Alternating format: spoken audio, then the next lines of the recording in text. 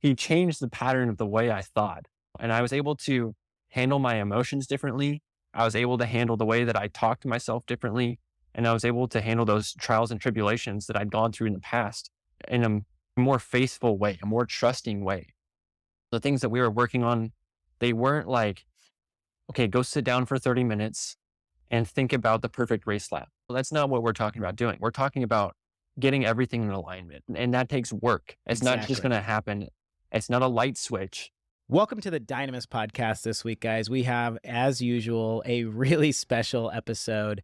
We have with us in the studio today a gentleman by the name of Ray Robb, who's a professional Indy Car driver. This is an incredible achievement. It's at the highest and most elite level of performance. Ray, I would love if you just introduced yourself and gave the audience your bio. I'm going to start off with my name because that's usually the first thing that grabs people's attention. It's not a very common name, Stingray, and that is my real name. You know, I have it on my driver's license. I pull that out every once in a while to show them. But the story goes that my parents were big Corvette fans, and so they decided to name me after the Stingray Corvette. But there's a longer story to that, and that's that my dad's side of the family's heritage is from Stirlingshire, Scotland. And so Sting is actually short for Sterling. And then my grandfather's names were Ray Robb and Philip Ray Davis. And so both had Ray in their names, took that all together. Sting from Sterling, Ray from my grandfather's, put it together. And then obviously the Corvette was a good excuse to tie that in as well. So it worked out well. I'm a race car driver now, but that's kind of where it all started. You know, I grew up going to Corvette club meetings, drag races, autocross events, and just spent a lot of time around cool old cars. I remember sitting in the back seat of my mom's car, you know, driving to and from wherever. And I'd always tell her like, faster, faster, faster. Cause like, that's all I wanted to do is I wanted to go faster in the car. And I took my first steps at a Corvette club meeting. So that just goes to show you where this whole journey got started. That is crazy. You took your first steps at a Corvette club meeting. Yeah. I was doomed for a racing career. That's such an incredible story. And sitting here listening to it, I'm thinking like, it's really cool that I'm interviewing Stingray right now. But who I really need to get in here next is Stingray's dad, because how the heck did he convince your mom to name you Stingray? Like that takes some skill right there. No kidding. Well, I think that she was just as crazy as he was when it came to cars at hands, but it So made for a funny. good combo. But anyway, so from there, I got my first pedal powered Corvette when I was like 3 years old, and I'd pedal around in that. And then when I was 4, maybe, I got my first battery powered Corvette. And then somewhere in the midst of my 4-year-old and 5th-year-old birthday, I got a crazy hair. I was watching a Nitro Circus video. I don't know if you know what that is, but Absolutely. um, Yeah. Travis Pastrana was like a huge idol to yes. me. And this is going to go like a little bit sidebar, but I grew up like obsessed with Travis Pastrana because I loved dirt bike riding. I spent a few years of my childhood living in Las Vegas, Nevada. And every year, the Supercross finals would come to Las Vegas, Nevada. And before Travis Pastrana was Travis Pastrana, like the freestyle motocross guy, he was winning the 125 series in Supercross races. And I remember the first year I watched him win, he won a Toyota truck for the championship series. And he couldn't drive it out of the Supercross arena because he wasn't old enough to drive. He was like 14 or something like that. I'd have to check the history books, but I know Travis Pastrana. I have followed his career. I definitely know Nitro Circus. So I guess I'm similar to you in that aspect because he was kind of my idol. And so I started watching the show, and, you know, my cousins had dirt bikes. So they'd bring them over to our house. We had a little bit of property and we would ride them. And I was pretty little, but I was still beating all my older cousins. They're like, how the heck are you doing that? I'm like, I don't know. I was just having fun. And my parents, they were like, okay, Stingray is going crazy already. We got to keep him off a motorcycle, just because they knew too many stories where guys got hurt on motorcycles, on 2 wheels, whatever else. 4-year-old me was pretty upset about not getting a dirt bike, a little 50cc something. But at one point, I watched Travis Pastrana jump a go-kart into a foam pit on Nitro Circus. And I was like, oh, that's what I want to do. And I didn't tell my parents that, but I asked for a go-kart for my 5th birthday. And then sure enough, I go to my 5th birthday. I go out into the garage, and like my dad and my uncle had just finished putting it together. And I said, I've waited my whole life to be 5. So of course, like immediately like hop in and start driving. And from there, that's kind of where the whole racing journey took off. We were going to races in Tri-Cities, Washington by the time I was 6, Salt Lake as well. And by the time I was 7, I started working with a driver coach based in Canada in the Vancouver area. And so my 8-year-old year, I was traveling all over the West Coast. We were going to California, Arizona, Utah, Washington, Oregon, some parts of Canada. And then when I turned 9, we were at a go-kart track in Canada. And my driver coach, he was awesome. He understood kids so well. And I think that's part of why I was able to get so far, because he understood the passion side and that you have to have fun. And so we were like playing soccer or something in between practice sessions. And he looks at me and he's like, Stingray, do you want to go to Italy? I was like, sure, why not? And so we ended up going to Italy for the first time when I was, I think, 9 years old. That kind of like set the tone for like where I was going to go after that. I was homeschooled at this point, so I had a good bit of flexibility to travel around. And I was homeschooled actually by a lady that went to our church. And so I would go to her home and work in her living room or kitchen or wherever else and do my homework there. But it was really good because I could have the faith-based and advancement of being homeschooled, as well as the flexibility. We were gone, I don't remember the exact years, but from the time I was 9 till 14, we were just go-karting. Wow. And there was some years that I was gone 42 out of the 52 weekends a year. And so that was all I really knew. We went to Belgium, Spain, Portugal, England, France, Italy. And at some point, I think it was 2016, I started going to public school. I was in 7th grade. And I told my dad when we were at a race in Italy, I was like, Dad, I just want to go home. Like, I don't want to be over here in Europe anymore. And so we went home to America. I did my first shifter kart race here in the US, and it's kind of a crazy story, but qualified on pole.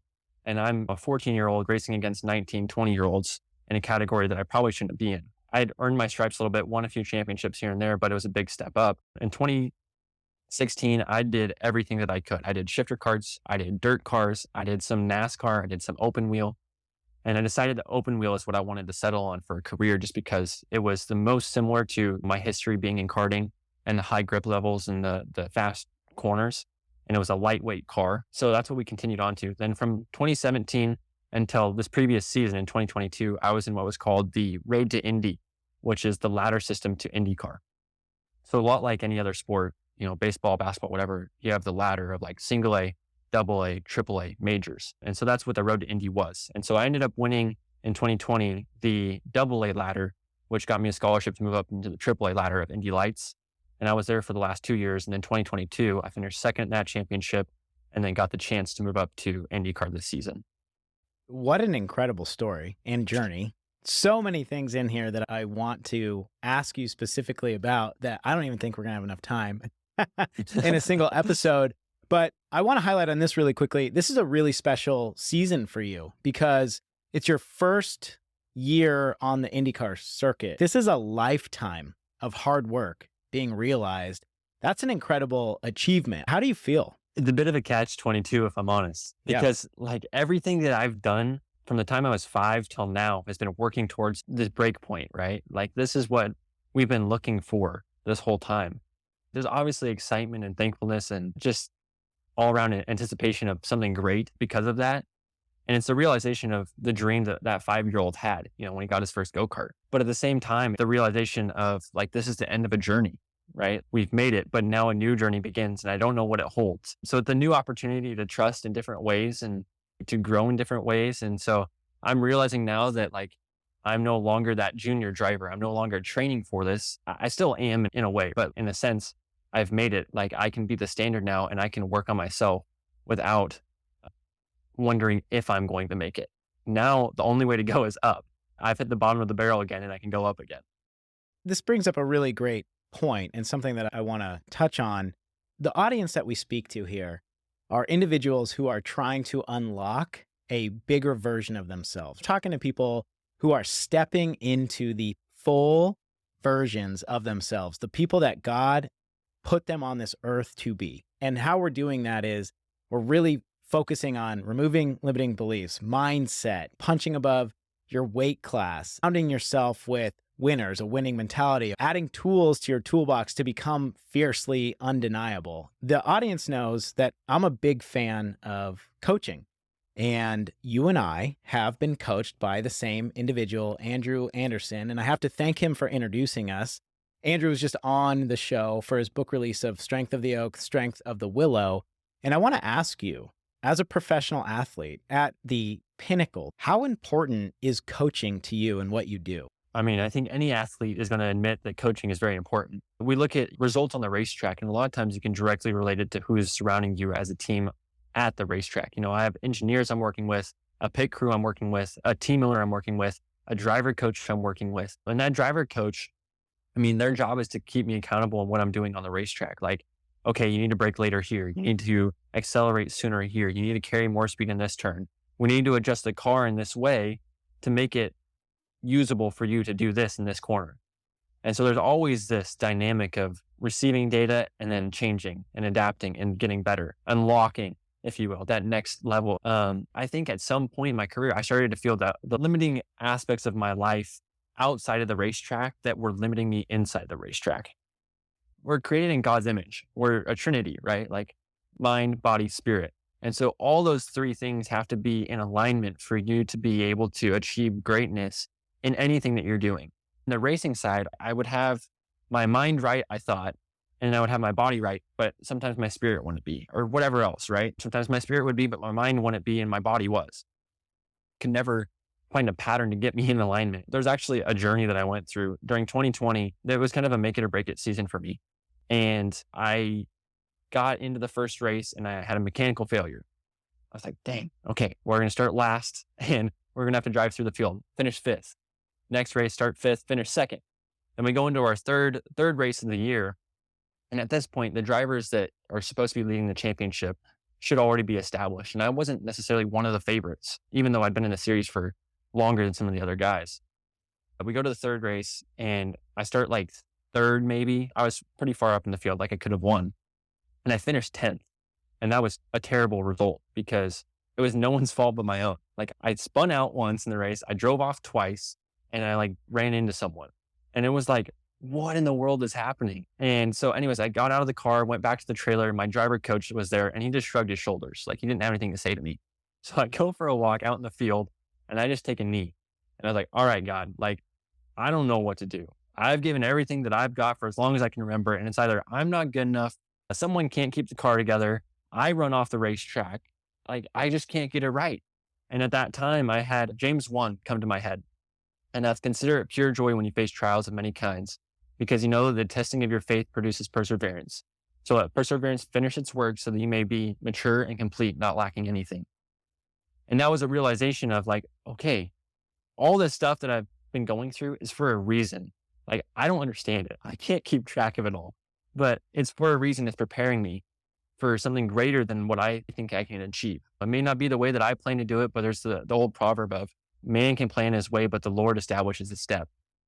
And it's just funny to think like when you trust in God and he gives you that opportunity, those gates unlock. And so I ended up winning the first race the next day, my first race the next day. And then from there, I won 7 races on the year and won the championship. And then I went into 2021 as a rookie again in the next category in one of the worst seasons I've ever had in my entire career. Like my best finish was 5th.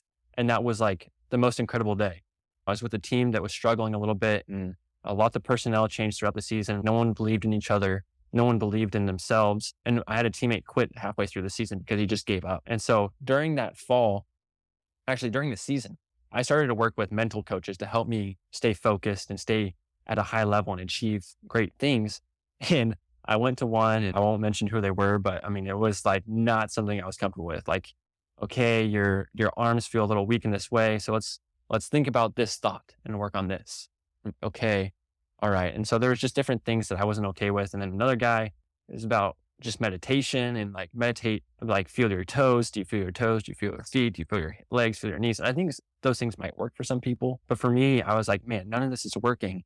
And I think that's when I was staying with my uncle, and my uncle's a realtor, a real estate investor as well, that works with Andrew, coach. And he said, Stingray, I got you a breakthrough session with Andrew. I said, okay. We had the most amazing breakthrough session. And I went to the next race weekend and I was first in practice and had my best result of the year. That's and incredible. It was crazy. From there on, Andrew and I, we started setting goals, but it was like everything started to line up off the track and my mind got right. I had someone that I could discuss my thoughts with and begin working on that self-talk of like, no, you can achieve this. You can do this. Or like, what are you going to do that? You may not be able to do it now, but don't say I can't. Say I will do this so that Yeah. I can do this. He changed the pattern of the way I thought. And I was able to handle my emotions differently. I was able to handle the way that I talk to myself differently. And I was able to handle those trials and tribulations that I'd gone through in the past in a more faithful way, a more trusting way, because I knew that the things that we were working on, they weren't like, okay, go sit down for 30 minutes and think about the perfect race lap. Like, no, that's not what we're talking about doing. We're talking about getting everything in alignment, right? And that takes work. It's not just Exactly. going to happen. It's not a light switch. Yeah. So that's what I started to do in my daily walk and daily life with Andrew. It's helped in setting goals physically, getting ready for racing. Mentally, I'm more prepared. And then spiritually, Yeah, there's so many things to cover here. It's always so interesting to talk to a professional athlete, to hear your story, your vision, your mindset. I'm going to try to ask you questions that our listeners can apply to their own life and their individual success. What you're saying is so in alignment with what we talk about on the Dynamis podcast in regards to leveling up your individual life, your business, your spirituality. You talked about what Andrew did for you. People always ask me, well, what's the ROI for coaching? Is it a scam? Is it going to work? You just talked about you tried a coach, it didn't work. You went to a different coach, it didn't work. I think people, they get one coach and they just assume like I had one bad experience, that's it. But every single hyper successful human being always has coaching. And how that coach communicates with you, talks to you, the levels, that you connect on matter. We're talking about tenths of a second.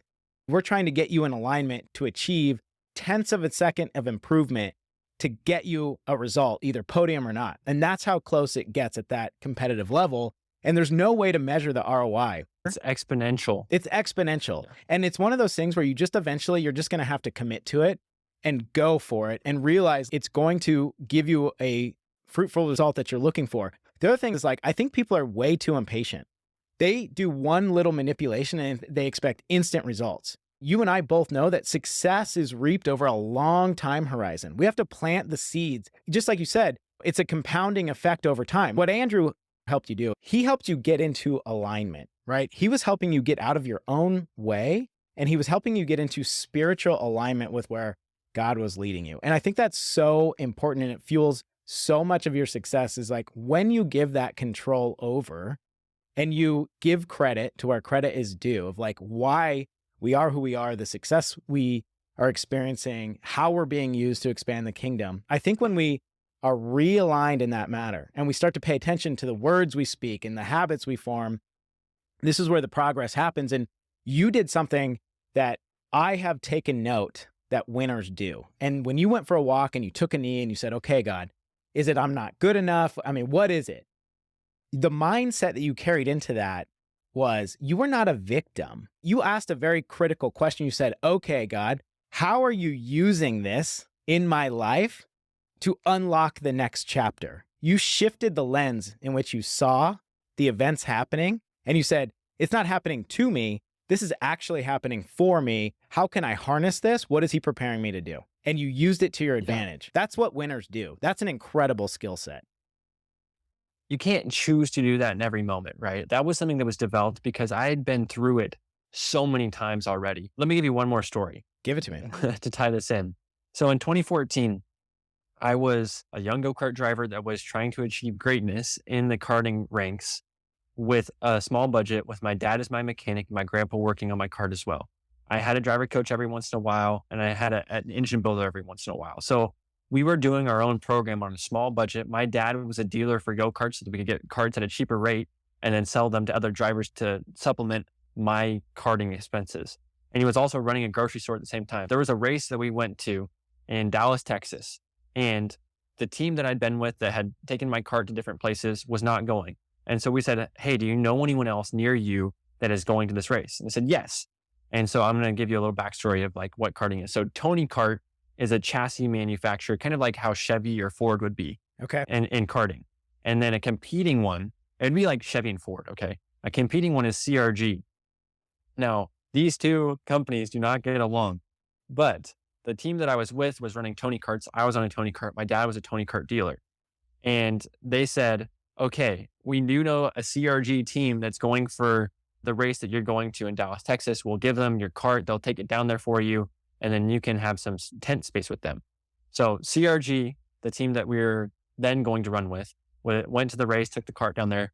And we got down there and said, okay, this is your corner of the tent. They weren't being rude. It was just they had their team to run, Yeah. but we were in the back corner away from everyone. They didn't want us to see like what they were doing because they might be doing something that would help us, beat them. So we said, okay, great. Like we have tent space. This is awesome. And so we would work on our cart and we'd do all this. And then we get into racing and it was like a disaster of a weekend. I flipped at one point, hyperextending my leg so I couldn't walk. So I had to start last for all the heat races.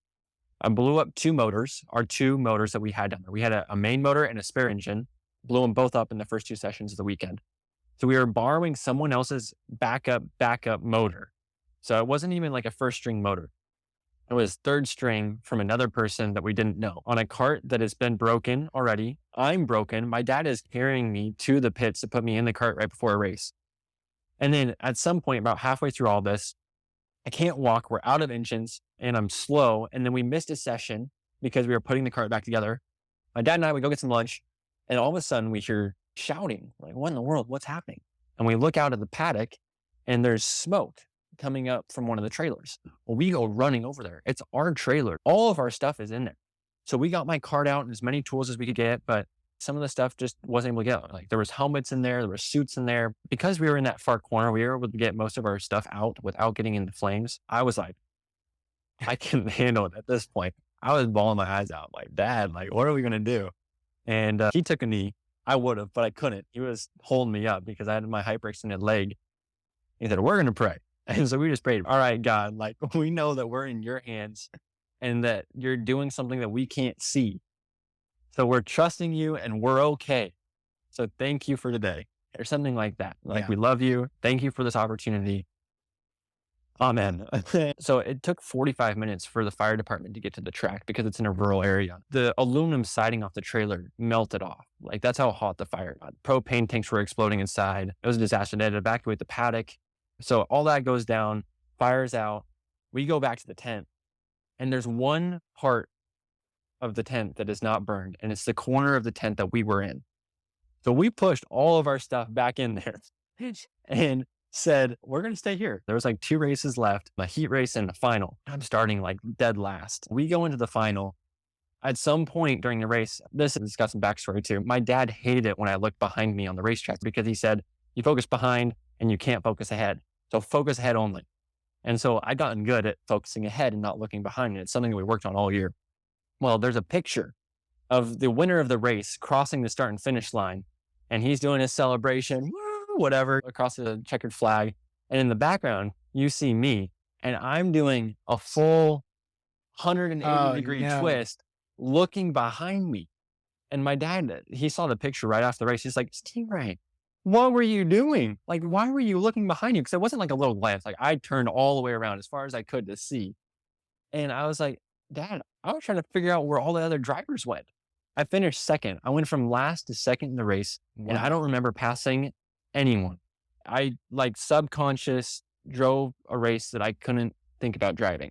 So that was just one of the miracles that we saw in my career that had been preparing me for that moment in 2020 when I had to take a knee and say, okay, God, what are you doing here? I don't know what to do. How are you going to turn this around? What a cool story. You talked about your dad saying, focus ahead. If you're looking behind you, then you're not focusing on what's ahead of you. When you're driving, where are you focusing? Are you focusing on the car directly in front of you? Are you trying to look further ahead? You're always shifting your vision ahead as far as you can and anticipating what's coming. Because if you're reacting to what's coming, then you're already 2 steps behind. So as a driver, it's your job to know the road, know the track, know the conditions, know the variables, and then make adjustments based off of that before they happen. Sometimes in a race, we're dealing with fuel load changes, wind direction, tire degradation. Those all play a factor in how the car grips the track, how you accelerate, how you brake. And so what I feel in one turn can directly affect the next turn. And so I have to make sure that I'm feeling in the moment what's happening and then adapt accordingly for the next turn to come. Obviously, you've been building these skills for years and years and years and years. There's little boys and girls that are racing cars, and you're their hero. Like, you are the image of what they're about to embark on a career-long journey of to get to the level you're at. I think it's pretty fiercely evident that mindset becomes incredibly important to winning. Absolutely. When you get to this level of performance, it's a marathon of work, and there's so much pressure all the time to perform. How do you control your mindset day to day? If you have a bad day, how do you move on the next day with a clear, fresh mindset, ready for success? In racing, having those bad days, they're usually consecutive. There's things that happen, but a lot of times you go through seasons. And I think that that's more applicable to life than anything else. You go through rough seasons. It's not necessarily a rough moment. There's things that happen. You might get in a car crash, whatever else. But you can usually spring back, I think, pretty quick from those moments. But it's the seasons that have an impact on you. So it's how do you stay hopeful and positive in those moments? And I think it's doing like what we're talking about, that mindset of, okay, God, how are you using this to guide me and direct me and tell me where to go? There's a book that I'm working on reading right now. It's called The Road to Character. And it talks about purpose in life. I'm paraphrasing it, but what it said was, you find your purpose by what life calls you to. I think that that's so true. God calls us individually for different things and different purposes. And then we're going to have to go through different trials and tribulations. You're talking about like success principles. You'll see these principles and patterns through the successful people, and those can apply, but you have to figure it out a little bit for yourself. And so that mindset, I think, is that not trying to copy and paste someone else's success into your life, but trying to keep your faith at the front of mind, because your identity, it cannot be tied to the results. It cannot be tied to the season. And when your identity is set, you can work from that foundation for anything. So that's something that I worked through with Andrew a lot. My identity is not that I'm a race car driver, because that means that if I have a bad day on the racetrack, I'm a bad person. If I have a good day on the racetrack, I'm a good person. If I have an okay day on the racetrack, I'm an okay person. And that's not how it works. Our identity is tied to what Jesus Christ did on the cross, what he was willing to pay for us. And so when you focus on that, everything else becomes so small. We're called to be co-creators with Christ. We're called to use our passions and use those things to glorify God and to achieve something great for his kingdom. Paul wrote from a prison cell, I know how to be happy in any circumstance. And it's because his focus is to live as Christ, to die as gain, right? All these things, these trials, these tribulations, these hard times, this mistake that I made, that thing that I did, that thing that happened to me, it can be used for something greater. And so I think that mindset is not losing hope, being honest with where you're at, loving and forgiving and moving on. You're anchoring your identity. You're rooting your identity in a force that's immovable, that's not changing day to day. Your identity is never uncertain or changing or at risk, because you've rooted it in the most secure place you could ever anchor and root that identity. And I'm going to add one thing. When you do that, when you're solid, you can have fun, because everything else, it takes the pressure away, right? Like, there is no pressure. Yeah. You don't have to do anything. You don't have to earn it. You're called to work hard. You're called to be excellent at what you do because of something greater. When you're having fun, you can do so much more. You can achieve so much more because you enjoy it. And you can actually enjoy those hard times. And Philippians talks about that, like having joy in the trials, having joy in that prison. You're absolutely right. The good that you can do isn't at the mercy of your job description. When your identity is rooted in how you're getting paid, the uniform you wear, the car you drive, the shirt you're wearing, the company you work for, one day you're not going to drive a car anymore. One day I'm not going to be working anymore. One day firefighters, police officers, they're going to take that uniform and that badge off and they're going to give it back. And does that mean that their identity is dead? Does that mean that the amount of impact that they can have on the world is over? Is that what they were called to do, is just have a finite season of impact and giving? No. If your identity is anchored in an immovable object, this immovable force, well, then it's never at risk. The volume and size of impact that you can continue to contribute just is infinite. You have such good wisdom and insight. How old are you? I'm 21. Bro, you are beyond your years in wisdom. I want to talk about building a winning team. Would you consider yourself a team leader? No.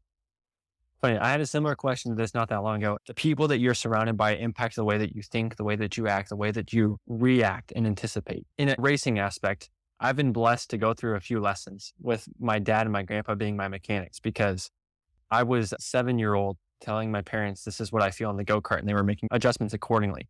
I was not the team leader, but at the same time, I'm helping steer the ship. We were all working collaboratively together to make me go faster. My grandpa, he would work on one go-kart, and my dad would work on another because we were running two categories. And at one point, someone said, Papa, go put the red fuel in that go-kart. Well, he grabbed the red can and not the red tinted fuel. It was the wrong fuel, and it was a terrible race. The engine sounded like a 4-stroke. It was a 2-stroke. Misfiring like crazy. I got disqualified, and he took full blame. Papa, my grandpa, he said, this is my fault. I will never be his mechanic again. I quit. Next race, I was like, where's Papa at? And I don't know who it was. They told me, like, he went up to the pickup and he's bawling his eyes out. So I took the hike up to the pickup and I got in the truck. And I don't remember exactly what was said, but I remember we both ended up bawling our eyes out and then laughing at the end of it because I said, you can't quit because you're all I got and I forgive you. And we need to figure out how to get this solved and move on. And I think that that was a key to success for me in my racing career because I realized that the team that you have around you is what you have to utilize, and you have to love them, you have to forgive them, and you have to move on. By moving on, I don't mean forgetting their mistake, but helping them stay accountable in it, right? And so by the next race, my grandma, being the way that she is, she had a checklist of every item that we needed to check, every nut, bolt, and fuel, and tire pressure, and everything we needed to check on the go-kart before I went out on the racetrack. So we didn't forget a wheel nut and the wheel would go flying off during the race or whatever else. So I think that that is the biggest part of being a team leader, right? You help serve them and they serve you. You lead in a way. You don't point your finger and tell them what to do. You say, let's go this direction. Let's do this together. Let's achieve this together. As I've gone further on in my career, I get off the racetrack and I have 3 engineers that I'm talking to post-event. I sometimes will have a driver coach I'm talking to. I have my manager, my parents, the team owner. They're all people that are helping guide the results on the track. I know that the success in my career has been built on the team that's around me. I finished second in the championship last year in 2022. And the thing about racing is that it's a very dynamic sport in the sense that your on-track achievements don't necessarily apply to your future. You have to do things off the track as well that can get you onto the next level. And so the driver I finished second to, he got a small scholarship to move to Indy Car, but it wasn't enough for a full-time ride. He was unable to secure a ride for the season, even though he won 4 more races than me this last season, and technically on paper was more successful through his last 2 seasons. And I signed on with a team that I expected him to be signing with.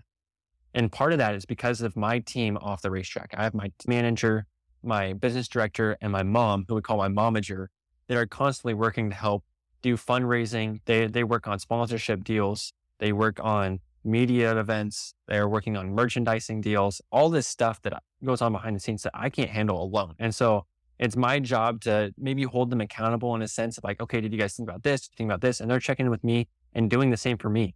They said, Stingray, did you get your suit this week? Did you do this? What do we need to help you with? And it's never someone telling the other person what to do. We're working as a ship, moving in coordination with each other. And we have to change directions with each other. And we have to adapt with each other. And so if I make a mistake, they're going to call me out and they're going to tell me what I did wrong. And they're going to help me get better. They're going to help put systems in place that allow me to do better in the future. We should celebrate failure instead of being afraid of it. Your grandpa made that mistake. Yes. And the next time, what happened? You had a checklist. We should be really quick to celebrate a shortcoming and a failure and just work really hard to make sure that we get better the next time. I study success. I'm a student of success, and I study people that are at the top of their game at whatever it is. And the people that are very successful, that are winners, that have a long career of winning, they have this commonality, and that's that they don't really care who gets the credit, and they are willing to share the success. And Stingray, I don't even think you fully realize yet how much of a leader you are. But in every answer you give, the tonality in which you deliver it, how you carry yourself, you are a team leader. I asked you that question, unsure of how you were going to answer. And quite frankly, you and I haven't known each other that long. I don't know you personally. So I was curious to see what your answer would be as far as like, what does making a winning team look like? Just the answers you gave, I can tell that you are leading a team and it's going to be a successful team. Well, how exciting it is to just sit and talk to you and just be on the sidelines. I want to leave you with one last question, and it's probably the most important question.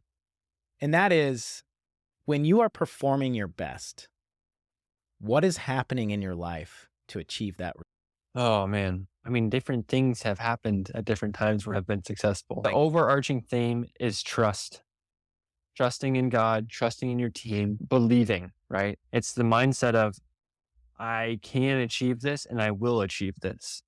And even if I don't, it's still okay. My identity is still set. That's something that I worked on a lot with Andrew last year, because I was in the championship run for most of the season, but I didn't get a race win until the very last weekend. And it was getting to a point where I was fed up.